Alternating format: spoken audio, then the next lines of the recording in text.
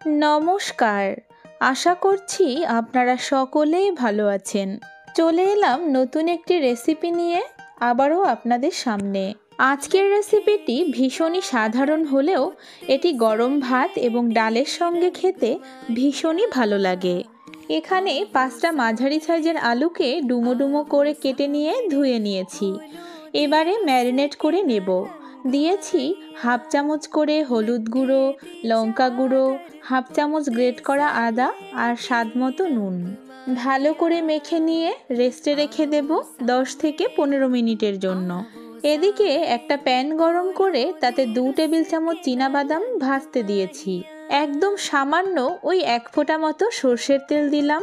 গ্যাসের ফ্লেম লোয়ে রেখে বাদামগুলো ভেজে নিতে হবে।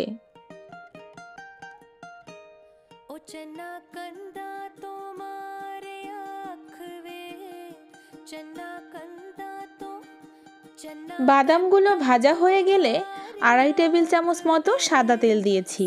তেল গরম হয়ে গেলে দিয়ে দিলাম সামান্য কালো জিরে আর একটা শুকনো লঙ্কা। ম্যারিনেট করে রাখা আলুগুলো এবারে দিয়ে দিচ্ছি।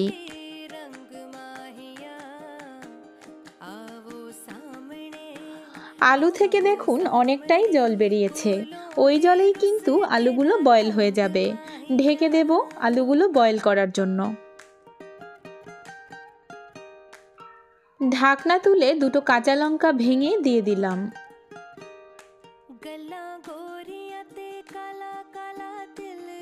আলুগুলো দেখুন 80% মতো কিন্তু বয়েল হয়ে গেছে। এ পর্যায়ে প্রথমেই ড্রাই রোস্ট করে নেওয়া চিনেবাদামগুলোকে মিক্সচার গ্রাইন্ডারে আধ ভাঙা করে বেটে নিয়েছিলাম, সেটাই দিয়ে দিচ্ছি।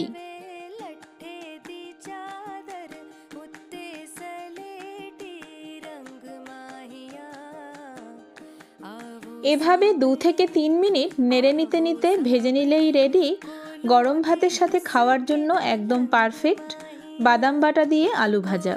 আজকের রেসিপিটি আপনাদের কেমন লাগলো অবশ্যই কমেন্ট করে জানাতে ভুলবেন না। আর আগে কখনো খেয়েছেন কিনা সেটাও কিন্তু জানাবেন। সকলের সুস্থতা কামনা করে আজ এখানেই শেষ করছি।